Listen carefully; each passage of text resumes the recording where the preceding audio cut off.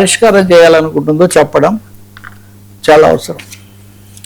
Sir, Amaravati సినీ జాతర బాలయ్య, లోకేష్, అలాగే చరణ్, పవన్, అల్లు అర్జున్, కవిత comments effect ఏమైనా ఉన్నాయా?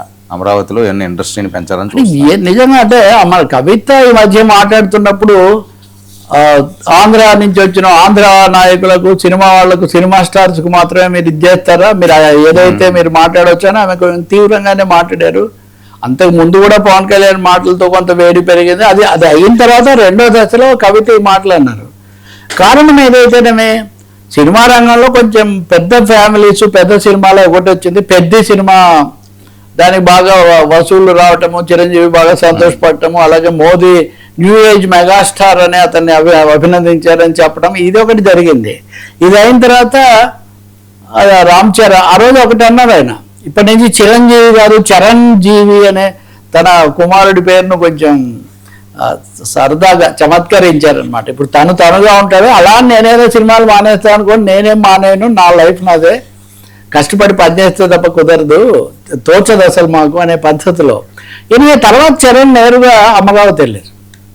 అక్కడ ఐపీఎల్ స్టేడియంలో దాన్ని ప్రారంభించడానికి వెళ్ళారు. ఆ సమయంలో బాబాయ్, ఉప ముఖ్యమంత్రి, పవర్ స్టార్ వగైరా వగైరా పవన్ కళ్యాణ్ కలుసుకున్నారు. అది కూడా ఒక చిన్న ఆసక్తికరమైన అంశమైంది. సరిగ్గా అదే టైంలో ఆ మరుసటి రోజు నిన్న OG2 లాంచింగ్ అని ఒకటి, నేను రెడీ, ఇది తుఫానుకు ముందు నిశ్శబ్దం లాంటిది అని చెప్తున్నటువంటి ఒక వీడియో డైలాగ్తో సహా ఒక ఏమంటారు దాన్ని విజువల్ రిలీజ్ అయింది. సో పవన్ కళ్యాణ్ రాజకీయాలు అండ్ రకరకాల వీటన్నిటితో పాటు OG2కు తర్వాత ఇప్పుడు ఈ నిశ్శబ్దం ఏదో తాత్కాలికమైంది, నేను రెడీ అయిపోతున్నాను నెక్స్ట్ ఫేజ్కు అని చెప్తున్నట్టుగా పవన్ కళ్యాణ్ అది వచ్చింది. ఇంత లోపల అల్లు అర్జున్ ఆయన ఇప్పుడు అట్లే అనే సినిమా షూటింగ్లో చాలా ఎక్కువగా ఉన్నాడు. ఈ మధ్యలో ఆ సంధ్యా థియేటర్ దానికి కూడా వర్చువల్గా హాజరయ్యారు. అది అయిన తర్వాత ఏదో మధ్యలో కొంచెం గ్యాప్ వచ్చిందని వచ్చి తర్వాత సినిమాకు విని వెళ్ళిపోయాడు. వెళ్ళారో ఉన్నారు మరి విన్నారు మొత్తానికి. తదుపరి సినిమాకు కూడా సన్నాహాలు ప్రారంభించారు అల్లు అర్జున్ అని నాకు చెప్తున్నారు. సో వీళ్ళందరూ ఇలా ఉంటే మన నందమూరి నటసింహం, బాలకృష్ణ ఆయన సినిమా అమరావతిలో ప్రారంభించారు. ఇప్పుడు మీరు అమరావతి అంటే ఒకటి గుర్తుపెట్టుకోవాలి, పవన్ కళ్యాణ్ ఎన్నికల ప్రచారం అప్పుడే తన నిర్మాతలను అక్కడ పిలిపించుకొని తన సినిమా షూటింగ్లు కొంచెం చేసుకోవడానికి వీలుగా ఒక ఏర్పాటు తనకంటూ ఒకటి అక్కడ చేసుకున్నారు. ఇప్పుడు బాలకృష్ణ 2015లో అంటే మొదటిసారి ప్రభుత్వం ఉన్నప్పుడే గౌతమిపుత్ర శాతకర్ణి సినిమా అమరావతి కేంద్రమే. ఆ సినిమా ఇతివృత్తమే అమరావతితో ఎండ్ అవుతుంది. అది రాజమౌళి అదేది బాహుబలితో అప్పుడే రావటం అదో పెద్ద అప్పుడు బాగానే ఆకర్షించింది అది. ఇప్పుడు ఆయన అమరావతిలో సినిమా షూటింగ్ చేయటము క్లాప్ కొట్టినవారు నారా లోకేష్. ఇటు అల్లుడు, అటు చూస్తేనేమో ఐటీ వగైరా మంత్రి, కాబోయే ముఖ్యమంత్రి అని అందరూ భావించేవాళ్ళు. ఆ సందర్భంగా లోకేష్ మాట్లాడుతూ ఇప్పుడు పైగా ఈ సినిమా ఎవరు తీస్తున్నారు, దర్శకుడు కొరటాల శివ అది వరకు తీసిన సినిమాలు ఈ మధ్య కొంత గ్యాప్లో ఉన్నారు.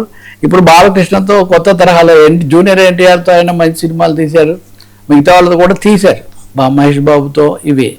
సో ఇక్కడ లోకేష్ ఇది చేస్తూ అమరావతి అసలు బాక్స్ ఆఫీస్ వసూళ్లలో 70% ఇక్కడి నుంచి ఈ ప్రాంతం నుంచి వస్తుంది.